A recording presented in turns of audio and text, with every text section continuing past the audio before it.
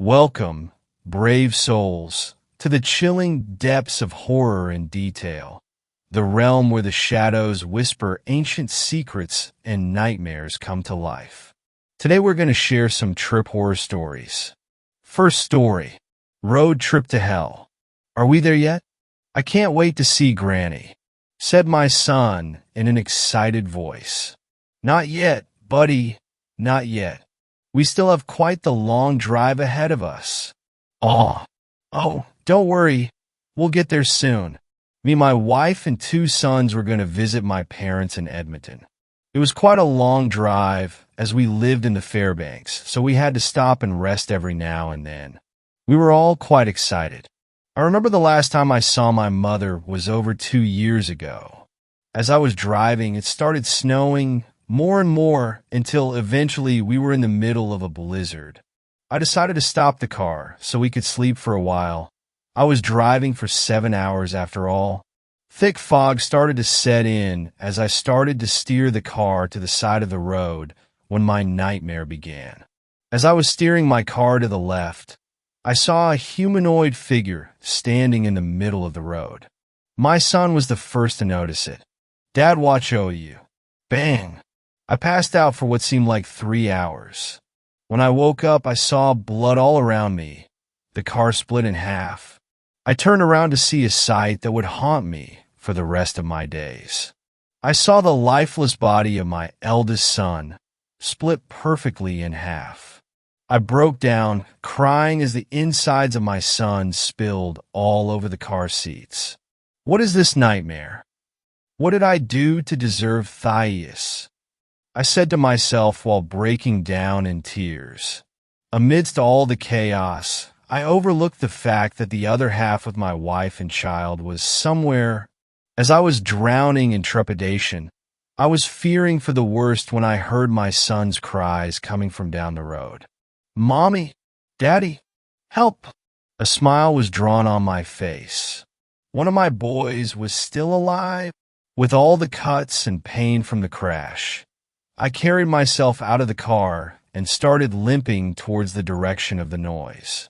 I always carry a gun with me, just in case I need to defend myself or my family. Surprisingly, the gun didn't go off or get damaged during the crash. I took it out of the holster and aimed in front of me.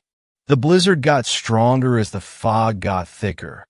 I could barely see a thing when I heard my son's cries again. "Dayawayawad." I tried to walk faster, but the snow was just too strong. As my son's cries got quieter and quieter, I heard something sprinting towards me. Who could run in this weather? I said to myself, in a sense of fear and panic. I aimed the gun in front of me as I saw something rapidly approaching as it got more and more visible in the fog. I could finally see its full appearance.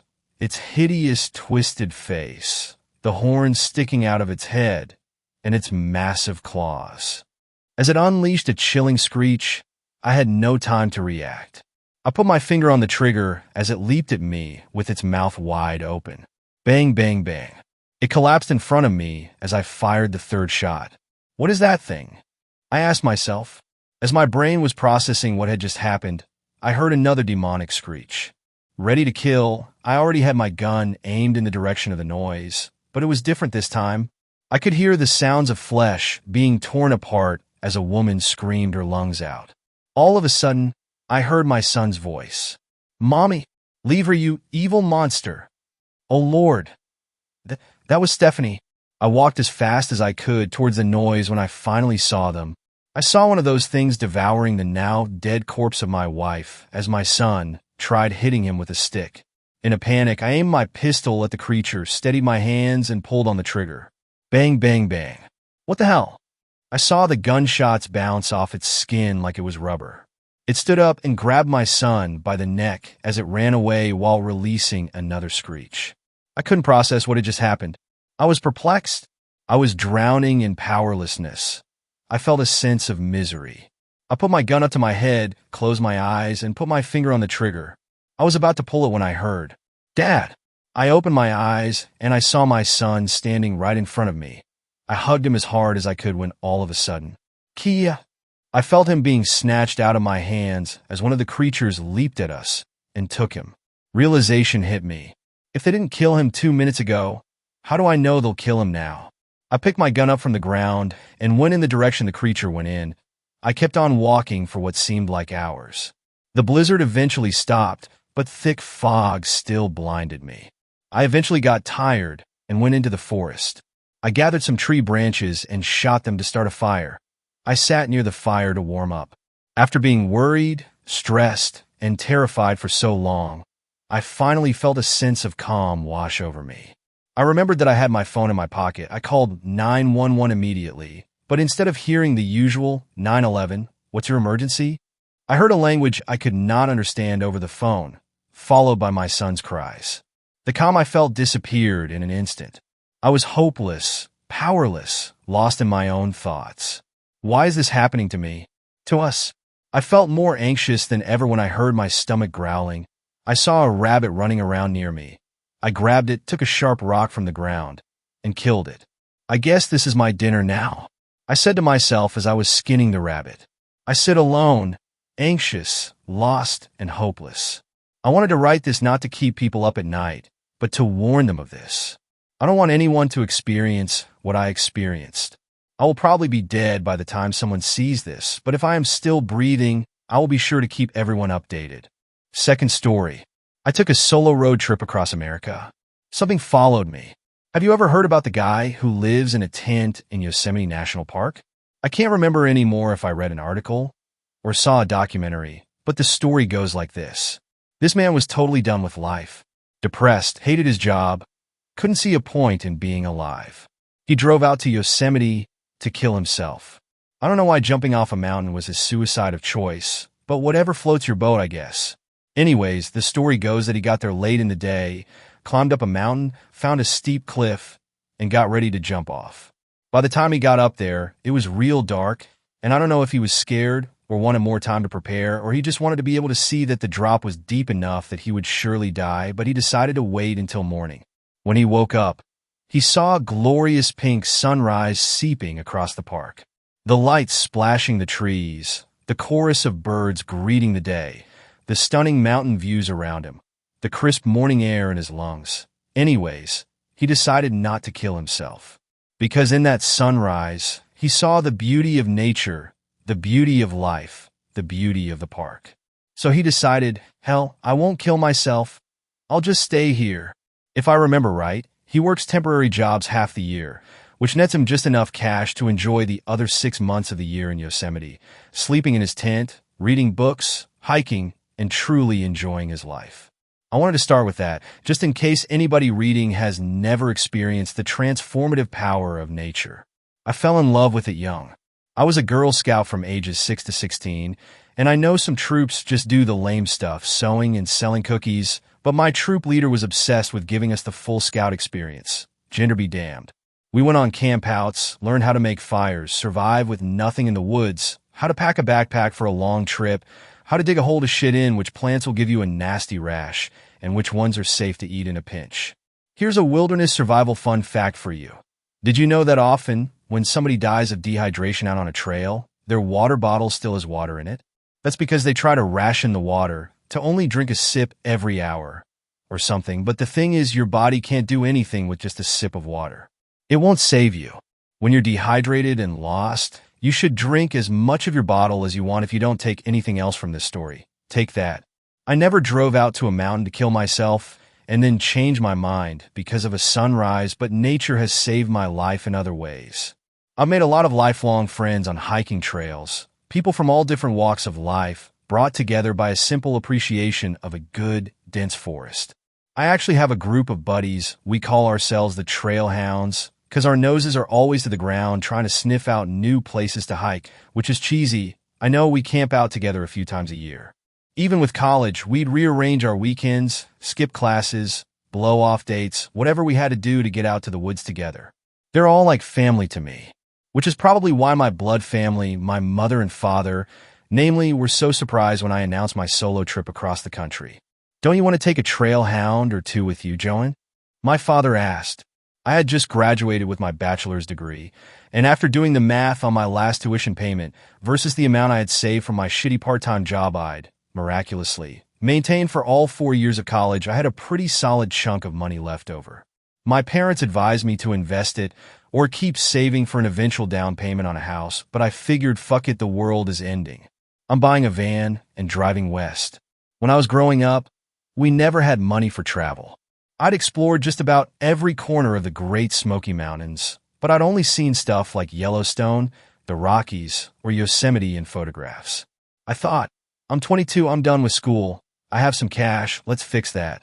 Some of the trail hounds offered to come along. Pam said she could delay her start at the lumber company for a few months. Logan said his girlfriend didn't mind if he tagged along for the first couple weeks while I got my rhythm, but I couldn't ask them to put their lives on hold for me. All the trail hounds were like that, starting jobs fresh out of school, or in happy relationships, or one Cheyenne even had a baby on the way. They had their plans, and I wasn't going to interrupt them for mine. Besides, I figured it'll be a soul-searching thing. Maybe like Yosemite Guy, I'd find my place in the world. Or, if not a physical, actual place, I'd find my spirit or something, I don't know. I've read all sorts of books and watched all kinds of movies about nomadic life, life on trails, and everybody seems to find peace with themselves deep in the great outdoors. And I needed some peace. My maroon van and I set out from my hometown on the border of Tennessee and North Carolina on a hot day in late July. I'd wanted to paint her a more fun color, like a light blue, maybe, but as a single young woman traveling alone, I knew that calling attention to myself with a flashy van wasn't a bright idea. I named her Aggie, after my dad's college football mascot, his suggestion when he saw her maroon coloration. We tried other names, but Aggie stuck. My dad helped me transform the back into a nice sleep space. Nothing fancy, just room for a mattress with some storage underneath and a bit of insulation to keep out the summer heat and keep out the winter cold a little later in the year. I didn't really know how long my trip would last, but I wanted to be prepared. I can't emphasize that enough. I was very prepared. I had emergency food, water, and gas, a hatchet, physical paper maps, a satellite phone, battery-powered radio, jumper cables, solar batteries, a knife, first aid kit, tire chains, spare tire, ice scraper, duct tape. Hell, I brought one of those foil blankets you're supposed to use in an emergency. I was ready for any possible scenario, which is why, as you'll see, what ended up happening was impossible. I still don't understand it. The trip started great. It was everything I dreamed of when I planned this. Late-night coffee at roadside diners mostly attended by truckers. Long days of hiking before crashing in the van. Cooking over a crackling fire under a blanket of starlight. The pure wonder as I got further and further from home. Seeing landscapes and animals I'd often imagined but never experienced. It was magical. Moose, for example. They're really big. Like really big. As tall as the van. I was parked off a dirt road that led to a campsite on the edge of the Rocky Mountains. Eating a sandwich in the driver's seat, prepping for a hike up to a ridge to see the sunset. I love sunset hikes, and one walked in front of my car. Instantly took my breath away. I hope all of you get to experience wonder like that in your lifetime. Things got weird pretty soon after that, actually, as I headed down out of the Rockies and towards the desert. I picked up a hitchhiker in Colorado Springs. No, not like you're thinking. It wasn't some creepy guy in ragged clothes sticking a thumb out on a dark interstate at 3 a.m. Her name was Kara, and I ran into her outside of a gas station. She was a tiny woman with long dark hair in a tank top and jeans. She asked me which direction I was going, and when I said I was headed down to New Mexico, she offered me $20 of gas money to tag along till Albuquerque. I turned down the money, but agreed to the ride. I'm 5 feet 4 inches, so if someone looks tiny to me, they must be pretty damn harmless. And I like helping people out. I'm not religious, but I generally believe that what goes around comes around, and when I'm kind to someone, I figure someone will do me a kindness down the line. I won't get into her whole story, since that's private and not overly relevant, but to summarize, she was a traveler, like me, who'd gotten into a fight with her traveling partner and been abandoned in Fort Collins. She'd gotten a ride with a truck driver who'd seemed nice, but then had started requesting favors, if you get my drift, so she'd run off when he'd stopped for gas in Colorado Springs and had been waiting for someone else to come along. She liked the look of me. The $20 she offered me was all she had left, but she had a friend in Albuquerque who she knew could help her if she could just get there. It's a good 5 or 6 hour drive there from Colorado Springs, but she ended up being such good company that the time passed quickly. The sun set a couple hours in, and I had been planning to stop for the night at a hostel in Santa Fe, but I figured, hell, I can keep going. I'll get Kara to her friend's place. She'd done a trip like mine when she was younger, before she met her traveling partner. We exchanged stories of being a woman alone on the road, lying to creepy gas station attendants that we had a boyfriend in the car, layering up hoodies and flannels to make our gender less obvious when we had to leave the vehicle at night. I even shared my favorite trick with her. I read it online a few years ago. I don't remember where, but when I'm camping in my van, I drop a big pair of men's boots next to my boots outside the door, so people assume I have a big tough boyfriend sleeping inside with me.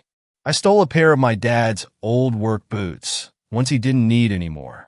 I couldn't attest with 100% certainty that the ruse worked, but I can attest that nobody had fucked with me while I was sleeping in my van up to that point. Kerr got a little quiet. I thought you said you were stopping at a hostel. You sleep in the van? Sure, I replied. I mean, it depends on the night. Sometimes I stay at a hostel. Some nights I even get my tent out if I manage to snag a spot at a real campsite. But yeah, lots of nights I just drive a little off the beaten path and crash in the van. But you're not going to do that tonight, right? She seemed a little upset. I tried to ignore her change in tone. I mean, I might. Seems kind of dumb to drop you in Albuquerque and then drive all the way back to Santa Fe for the hostel when I'm trying to head west. We can stay at the hostel together. I don't mind. I don't need to be in Albuquerque tonight. I smiled. That's real sweet, Kara, honestly, but I've slept in my van so many times, it's no big. You shouldn't sleep in your van in the desert. She cut me off. We'd been talking for hours, but Kara had never snapped at me like that. And her tone was totally bizarre, like she was genuinely scared for me. After a weird, tense, quiet moment, she continued, Joan, you said you're from North Carolina, right? And this is the farthest you've been from home? I nodded. I've been out that way before. Lots of trees. The Appalachian Mountains, you know why they're shorter than the Rockies? Because they're older, I answered, trying to understand her point. They've been weathered down over millions of years. She made a satisfied sound. That's right. Much, much older. More stable. You're in the Wild West now. Out here, things are newer. Constantly changing. Shifting. Learning. What are you trying to say? It's hard to explain. We shouldn't even be talking about it. But listen, I'm from here. There's stuff out in the desert that's not safe. And the metal walls of a van sure as hell won't stop them. Do you understand? No, I don't. Who's them? Just please, please stay at the hostel. I like you, Joanne. I don't want anything bad to happen to you because you don't know the area. I was getting frustrated. I have maps. That's not what I mean. Then what do you mean? Can you just tell me? What's out there? I've already said too much. Seriously, Joanne, it's bad luck to talk about it. Don't worry. Don't freak out. Just stay at hostels and in registered campsites until you hit California. Please? I sighed. Okay, fine. Thank you for the heads up. Over the next few hours, I tried to subtly ask more questions, but she was smart and incredibly stubborn. She always just shook her head and steered the conversation back to road stories. I dropped her in Albuquerque a little after midnight, right on her friend's doorstep. She was a woman named Jess and tried to invite me to stay the night, but I didn't want to take advantage of her hospitality or intrude on the two reunited friends. Kara begged me to stay until the sun came up, promising that it was no big deal and only calm down and let me go when I lied and said I was going to head back to the hostel in Santa Fe. We hugged goodbye. I gave her my phone number and we vowed to see each other again someday. Jess and Kara waved at me from the driveway until there were specks in my rear view, and I got back on the interstate, heading west. I felt a little bad for breaking my promise to Kara not to sleep in my van, but I couldn't really think of a reason not to besides her vague, ominous warnings. And as close as I'd gotten to Kara, probably as close as you can get to another person in a matter of hours, I didn't put a lot of stock in her fear. Though she insisted that the desert is totally different from what I know, there are people like her where I'm from, too. People who believe that a couple of sticks can tell you where to dig a well, that you can tell a baby's gender by how low the pregnant mother's belly hangs, or that eating black-eyed peas on New Year's Day brings you luck and wealth in the new year. And I'm not claiming to be a complete skeptic. I'd eaten my share of black-eyed peas year after year, lovingly prepared by my mother. But this solo trip was supposed to be about discovery. And playing it safe was no way to find myself. And hell, in the spirit of honesty, I was dead tired. Getting Kara to Albuquerque had been a couple hours past my planned destination, and I'd been driving since early in the morning. Once I felt I was sufficiently far from the city, I took an exit, drove down a dirt road till I couldn't see the interstate, put up my window shades, dropped my boots and my dad's boots outside the back door, and passed out. I woke up a couple hours later. I knew it had only been a couple hours because it was still dark out and I was still exhausted. At first, I didn't understand what had woken me up until I heard the sound of footsteps crunching in the sand outside. I froze, alarm bells going off in my head, remembering Kara's warnings. But as I kept listening, they walked away. They weren't even particularly loud. It very well could have been a coyote or antelope or some other desert animal. I was surprised I'd even woken up. Breathing a sigh of relief, I turned over and tried to fall back asleep. But just as I reached that place between waking and sleeping, I bolted upright. A chill had gone down my spine, an unexplainable jolt of adrenaline. I listened carefully, and sure enough, the footsteps had returned outside. I listened as they walked in a slow circle around the van. Then another. Then another. What do they want? I thought. If it's an animal, it smelled everything it can possibly smell by now. What is it doing? Then, without warning, a large thump against the side of the van made me jump. I let out a little yelp against my will and then immediately slapped my hand over my mouth. Please tell me it didn't hear that. But it did. Or, at least I think it did, because the strangest noise started coming from outside. My immediate instinct was that it sounded like a laugh, but not. It was a halting, hiccuping, throaty sound, sort of like a coyote yelping, or maybe an elk bugling, but quick and rhythmic. And it was quiet, forcing me to really focus to comprehend it at all, but then it cut off before I could. For a moment, there was only soft desert wind. Then the footsteps walked off. Sleeping was hard after that. Despite my exhaustion, I laid there for the better part of an hour, my heart beating in my ears, anticipating the return of walking feet outside. I don't know when I finally went to sleep, but when I woke, it was 9 a.m., and the inside of the van was getting hot from the sun. In the light of day, I cautiously removed my window shades, remembering last night's events, scared of what I might see. But the desert outside looked like a desert. No footprints in the sand, no dent on the side of my van that had been thumped, no police officer waiting to arrest me for illegally camping on private property. I felt relief course through me. I laid in my cot, eating a granola bar, laughing at how scared I'd been, how I'd let Kara's warnings terrify me. Last night had probably just been a confused animal, or maybe even just a nightmare, a concoction of my paranoid and sleep-deprived brain. Looking out now, I couldn't believe I'd been so scared of somewhere so gorgeous. It had been dark already when we'd crossed into New Mexico the night before. Looking now, it was my first real look at the desert.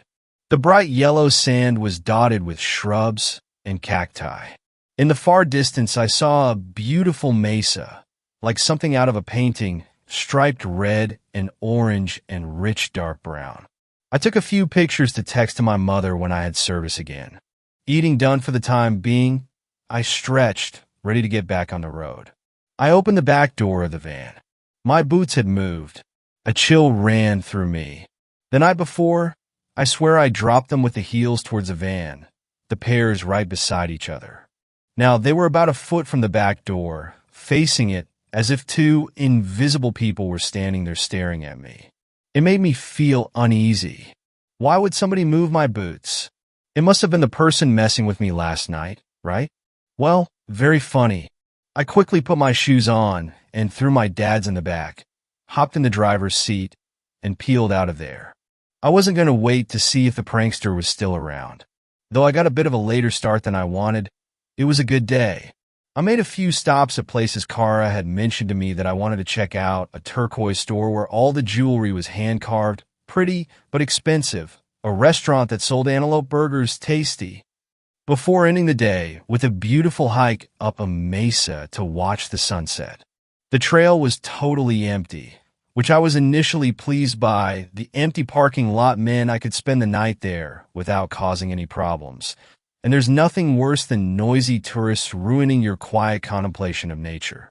But after the sun dipped below the horizon, and I was confronted with the reality of walking back to my car in the dark, knowing I was the only human being for miles around, I began to feel a little uneasy, remembering the events of the previous night. My flashlight had a strong beam, which I kept to the ground, not interested in seeing what was around me. I felt a paranoid itch on the back of my neck. I kept trying to remind myself that I was 100 miles away from where I'd been the night before. That was just a random run-in with a jackass who wanted to fuck with me. On, but no amount of logic can talk you out of an uneasy feeling.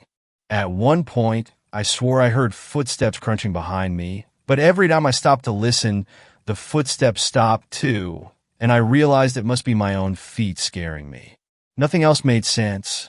Usually, when you're hiking alone, it's a good idea to hum, chant, or sing. I'd been singing the entire hike up. It doesn't matter if you can sing well, it's just about making noise. Constant noise assures that any wild animals nearby will hear you coming and most likely leave the area.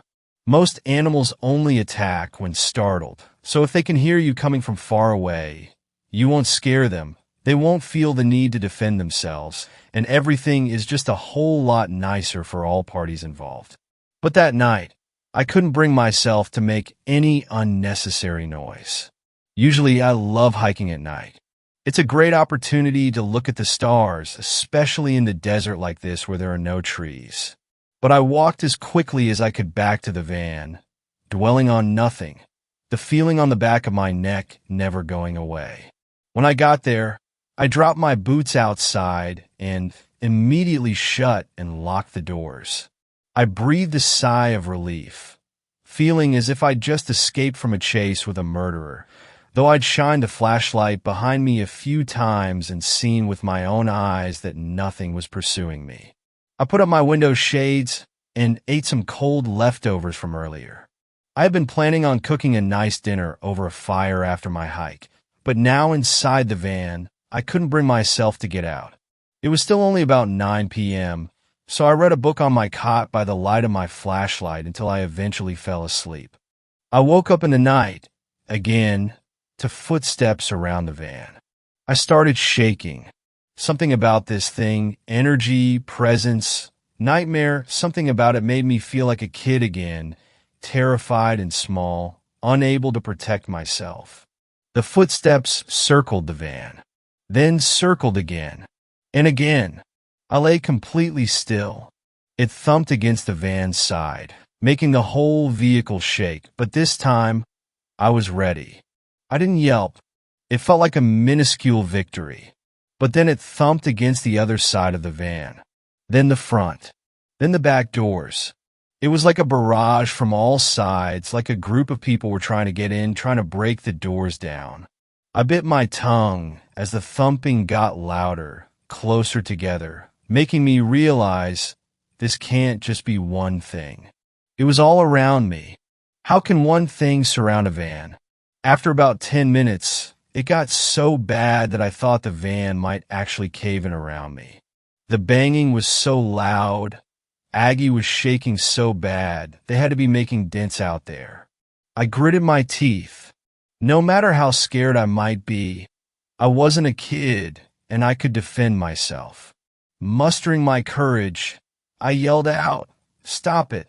The thumping ceased all at once. "Get away from my van right now. I have a gun in here, and I'm not afraid to use it." I try not to let my voice crack on my bluff.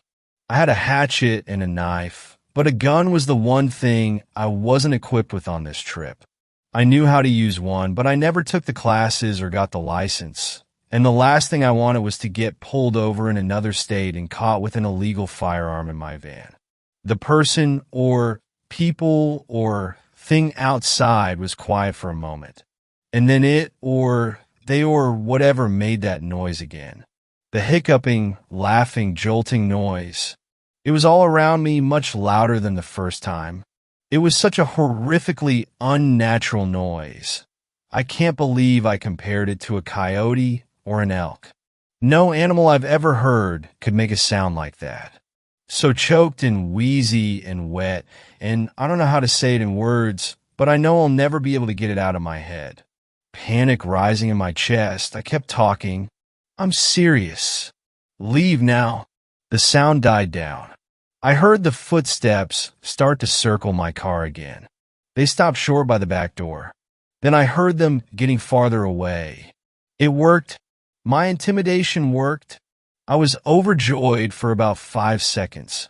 And then I heard, as it walked away, it began singing the song. The one I sang on the hike up the mesa. It couldn't form words really, so it was just the tune, but it was unmistakable. In broken, weird, wheezy tones, the thing sang my song. My blood froze.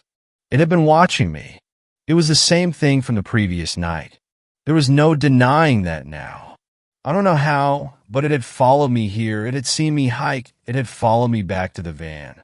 The feeling on the back of my neck all the way back hadn't been paranoia. It had been my body trying to warn me. I felt sick. A million questions flew through my mind. We were totally alone on the trail. If it wanted to hurt me, why hadn't it done it when we were both outside? Can it not touch me? Why not? Or does it not want to? If it doesn't want to hurt me, what does it want? Just to mess with me? Why? Does it want me to leave? Am I in its territory?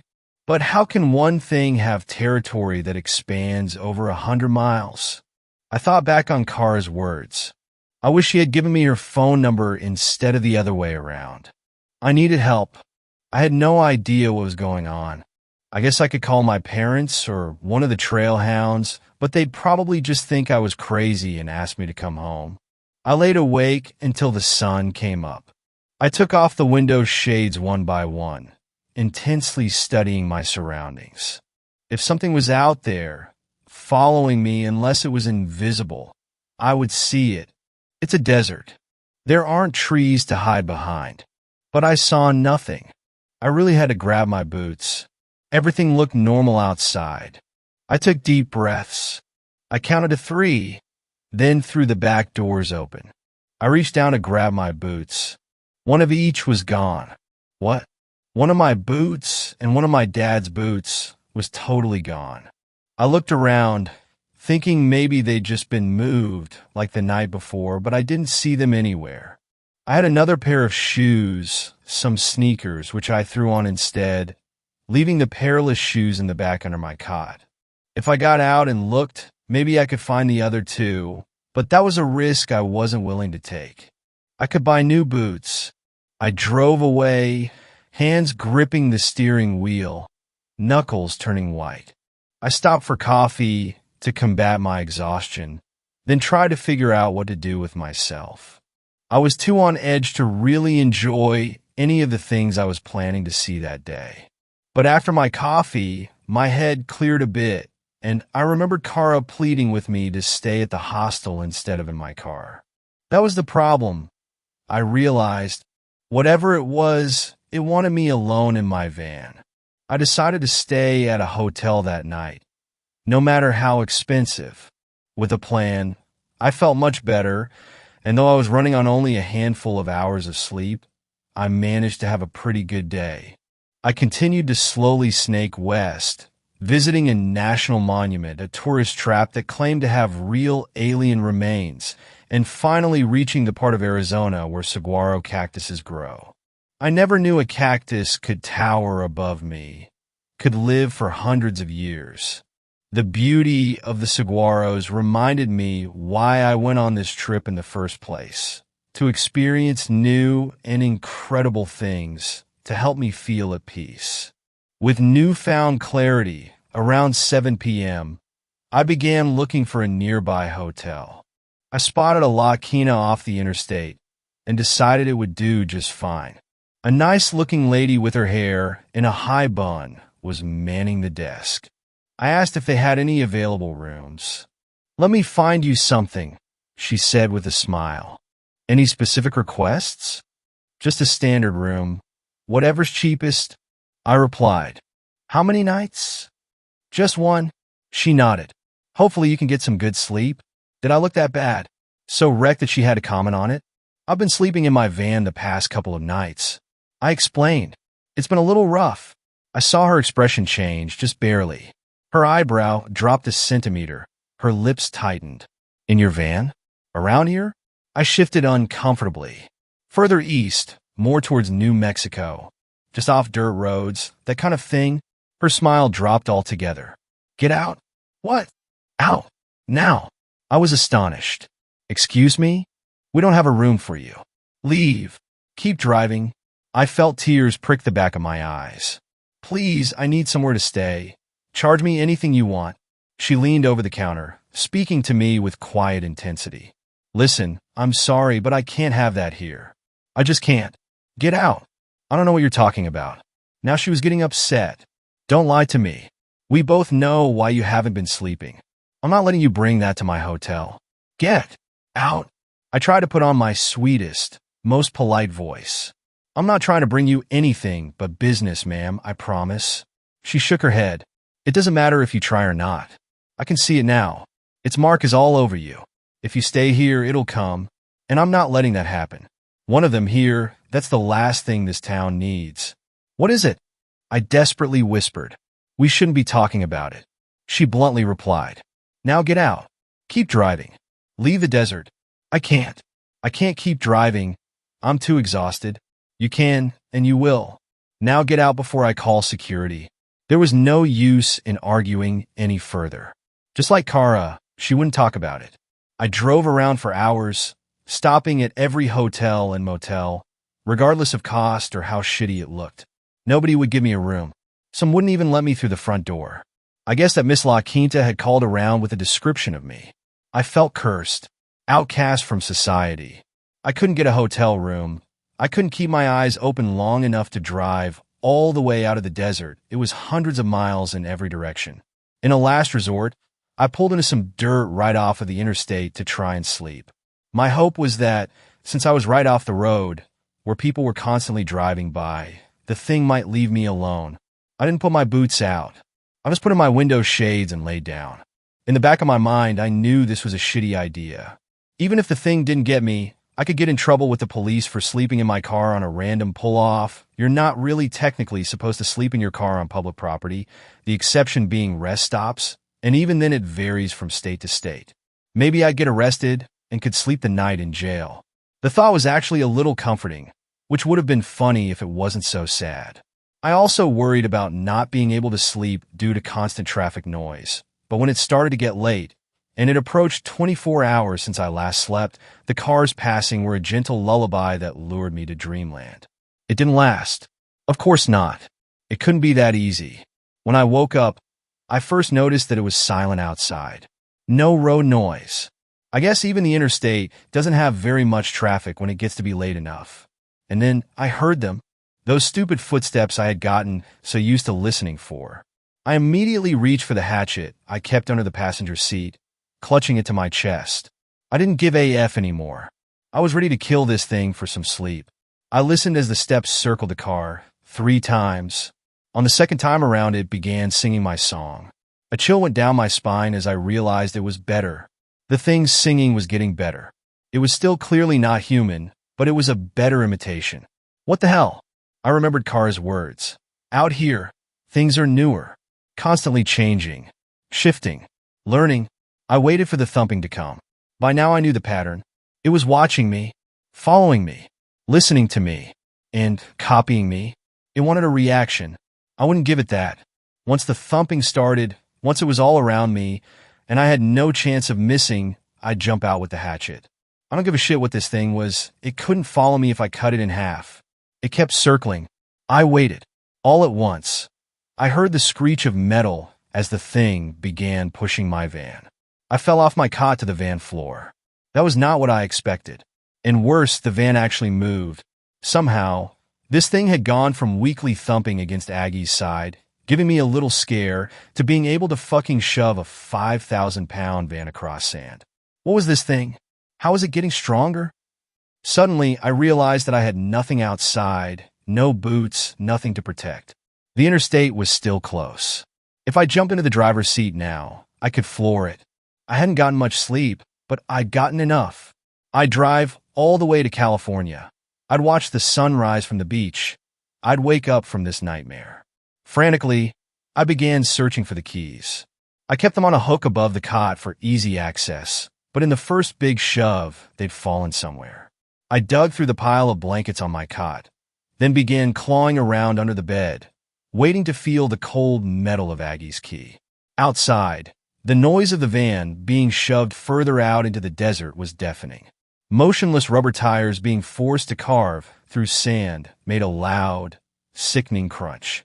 I wondered how fast we were moving, how far away I was getting from the interstate, my salvation, my way out. And as I searched, even over the noise, I swear, I heard the thing trying to talk. Well, what is it? It said, sounding like two voices of opposite pitches trying to speak in unison, sounding wheezy, sounding choked, sounding distinctly unhuman. Well, how'd I SIT? It repeated, the words getting more distinct. I realized it was imitating me, trying to say what I'd said to the hotel receptionist earlier. It could hear me. Even then, how closely had it been following me? I began to cry, choked by sobs, struggling to find my keys, now struggling to even see through my tears.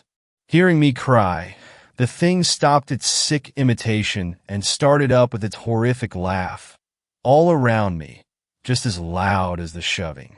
And then sitting on my van floor, sure I was doomed, that this thing was going to take me out into the desert and eat me and assume my identity. I remembered I left the keys in the ignition. I wanted to be able to hop up there and look like I was just taking a quick break from driving in case the cops showed up and caught me sleeping in my van in a non-rest area. Holy fucking shit. The world snapped back into focus. I threw myself into the front seat, turning the key. The engine sputtered. Come on. The thing outside was still laughing and pushing. I turned the key again. The engine sputtered.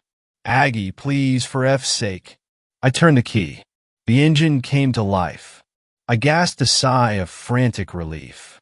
I pressed the gas and heard my wheels turning in the sand, but I didn't move. The thing was holding the van in a monstrously strong grip. Somehow, though I put the pedal to the floor, it was able to hold me back. So, in an act of sheer desperation, I threw the van in reverse. As I floored it backwards, I heard tires squelching across flesh and a broken, wheezy, wet scream. I breathed hard for a moment. The van was motionless, engine still running. To get back on the interstate, I had to rip off my window shade. I had to look. I couldn't hesitate for long, or it might move again. It might grab me. In one fluid motion, I yanked my black cardboard shade from the windshield with my right hand while turning on my lights with the left. I saw it, laying there in the sand in front of me. I wish I could describe it to you in a way that makes any sense at all. It had skin that was a warped mixture of gray and tan, with thin patches of disgusting fur, like an animal with mange. It had antlers, sharp antlers like a deer, but they stuck out of the sides of the head, not on top. It didn't have ears. It had holes where ears might be, gaping black holes. Some blood seeped out of it, presumably from me running it over. It had a little tail, long, thin arms with fingers that appeared to have 3 or 4 joints each. They were bent in so many places. It was huge, and this is what upset me the most: its shape was not constant. As it lay there, twitching, trying to get up, sometimes as it pulled, its torso would stretch longer, or it would expand wider, like it was a liquid, like it was spilling out of its own horrific and diseased skin.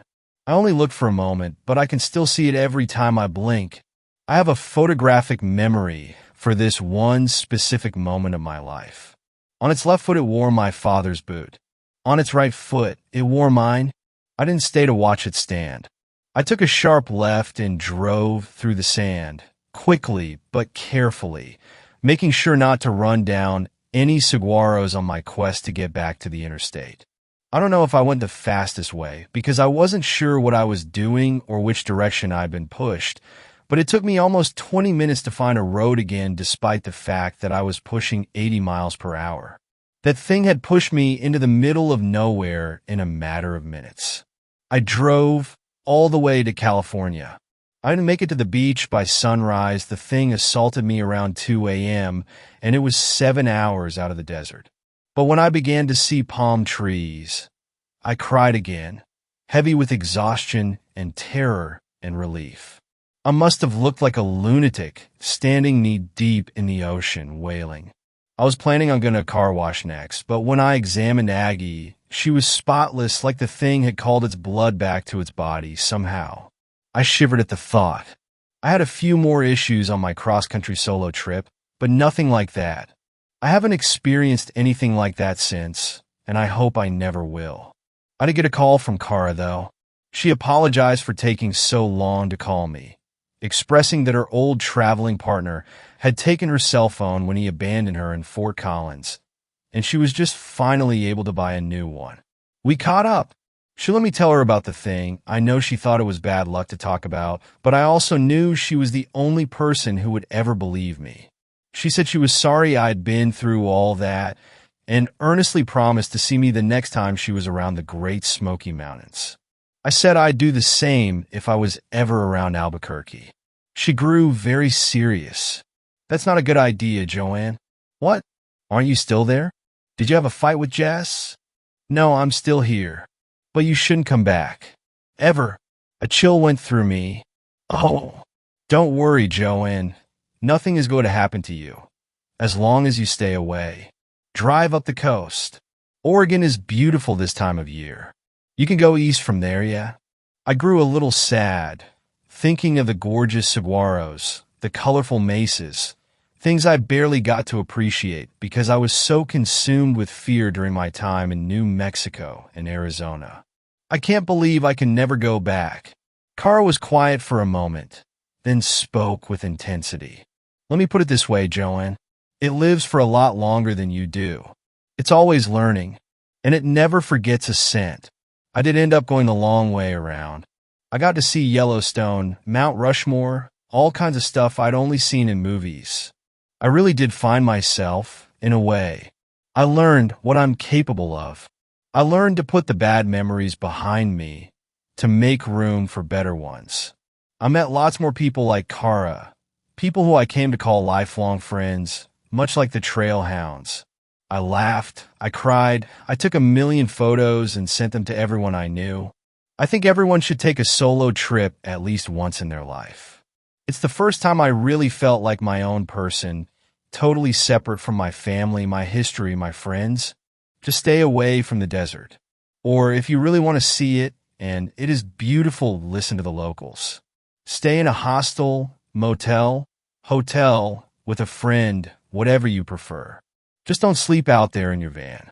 And if you do, and you see a thing I still have nightmares about, running around wearing 2 mismatched boots, please don't tell me about it. Third story. I'm not sure I want to go to my wife's family trip. My wife and I have been together for just under 10 years. We've been married for 5 years. Every year, my wife and her family take a family trip to one of their cabins for just about a week. A cabin is an understatement if I'm being completely honest. Their family is really big. Wife has 5 siblings, but my wife comes from a pretty wealthy background, so they can accommodate the sheer amount of people that'll be going to the house for the vacation. My wife, let's call her Kay, has been begging me to join her on these trips for years, and I must admit, I'm not really the kind of guy that enjoys so much socialization with family members. In the past, I've had excuses not to go, work trip, last-minute projects that need supervision, and taking care of my grandmother when she was sick.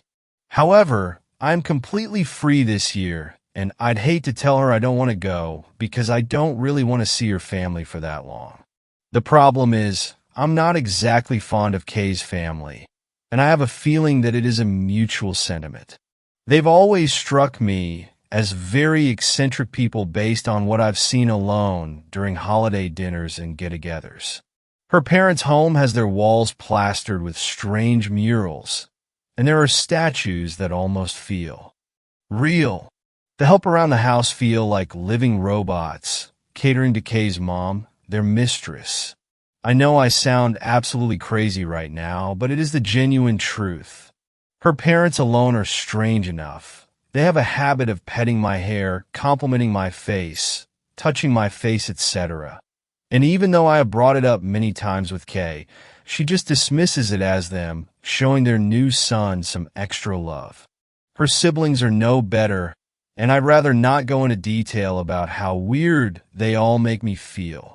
I've caught one of her brothers in some very strange acts a couple of times, not sure if the guy is some kind of voyeur, and the rest just follow his every word. You might think that's just them following their big brother, and at first, I would be inclined to agree. However, it's almost like they slave after him. My wife is no different, unfortunately. Whenever I try to speak to her in their presence, they just turn and stare, no matter where they might be in the house. I felt their eyes on me, all of them. Then there's this crushing feeling I get, like if I make one wrong move and I'm dead. My aversion to them has deepened tremendously since they asked for my help today.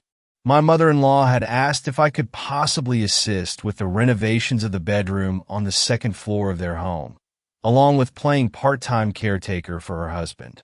It was just a little strange, considering that they had enough money to just hire someone to do the work for them. Not to mention, they had 3 sons that can do just about the same thing. Kay explained that it was because I work in contract construction and her mother has specifically asked for me. Kay insisted I should go so I could get to know her parents better, and I relented. Of course, I want to do better with my wife's family. It was as normal as you'd think. I'd carry the materials, show my men the plans that has been given to me by my mother-in-law, tend to Kay's father, and try my best to talk to the maids, though they were always unresponsive unless I ask about Kay's mom. The father looks more of a shell than a man. He's about 20 years the mother's senior and bound to his bed and wheelchair. As far as I know, the person who used to tend to him had quit, and no one could fill in on the 24/7 care on such short notice. The maids would offer snacks and tea. Funny enough, what I was given was completely different from what the rest of the workers were given. That should have been my first red flag. Now, despite my initial hesitation, I obliged. I ate until I was stuffed. Eventually, the rest of my workers had left, though I stayed back to make sure my father-in-law didn't keel over in the room he was in. The food kept coming, though, piling on top of each other until there was a mound of plates, meat, and fruit on the table. I appreciate all of this, but I really am full. So if you just dash, the mistress has requested we keep you docile.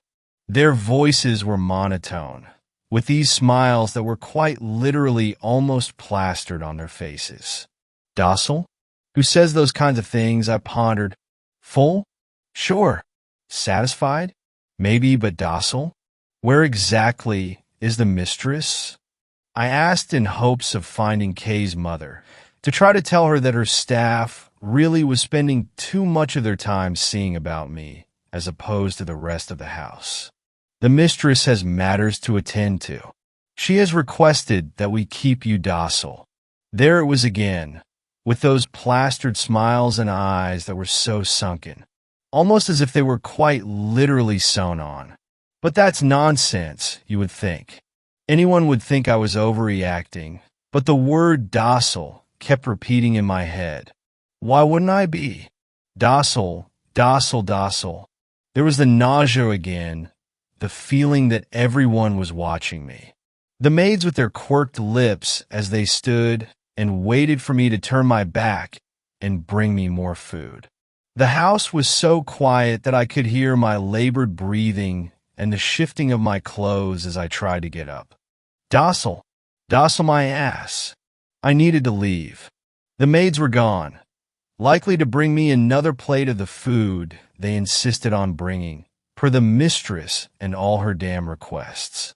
The floor felt slippery, I noticed, as if I was walking on sleet and I had to grab the table for balance. Nauseous and just starting to panic as my trek to the door felt even more difficult with each step. We cannot let you leave per the mistress' request.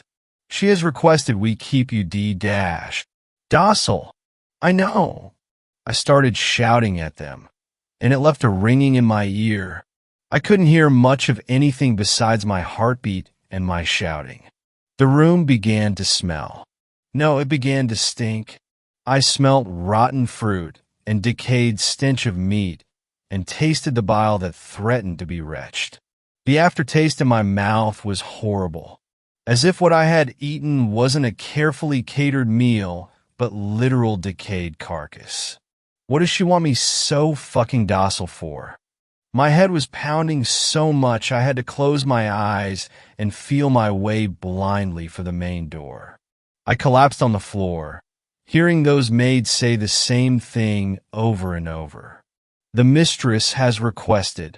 Per the mistress' request, we have been requested to keep you docile.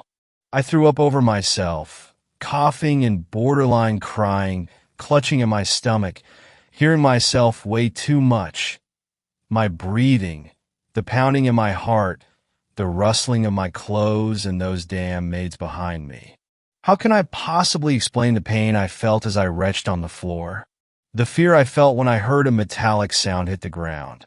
The rage I felt when I came to the realization that I was probably poisoned at worst and drugged at best. All their eyes were still on me. Who were they? I'm not exactly sure, but they were there up until I had passed out. I woke up to see Kay right next to me. I was worried when I realized I was probably out of it for a very long time, but my heart dropped when I looked into her eyes. She stared back at me with a blank expression. No love, no worry. It was as if she didn't even want to be here. I told you should come, she murmured, so softly that I almost didn't hear it. Come? Come where? Where the fuck am I going? We're gonna leave in a week. I already have your documents you'd need. The trip. The little trip I tried so hard to avoid. Where am I? I asked. You were supposed to be at work? So how long was I passed out for? I don't know. My mother found you. Brought you to the hospital after, she answered. Kay had reached for my hand and squeezed it, or rather, she had clamped down on my hand and stared at me. Are you okay? Do you feel better? More docile. Then there was that goddamn plastered smile on her face as she asked. Her hands were squeezing my fingers so hard I shut my eyes to not cry out from the pain. I'm not sure how long it had been before she left. She just told me she'd see me in time for the trip, that she was going to be by her parents to give me space. That was just a few hours ago. I couldn't remember what the doctors said. I'm not sure if I would have believed them anyway, considering Kay's mom knew them. They might all be working together for all I knew. Surprisingly, I still had my phone on me, but when I opened it, I saw my calendar show a reminder of the trip exactly 1 week from now, followed by a countdown widget. I don't know who had the liberty to go through my phone, and I really don't want to know either. I'm not exactly sure where to go from here. Kay wants me to go, or rather she's demanding that I go. After today, I'm almost convinced they're showing me what happens if I avoid them again. I have an inkling that no matter what I choose, my life will ultimately be in danger. I want to call Kay and let her know my decision. She said she has all my traveling documents, and now that I think about it, it seems more so a threat than anything else. I can't go anywhere out of the country, not legally at least. If I do go, should I arm myself? Let someone know where I'll be? Or am I being too paranoid and this is just a sick joke of some sort?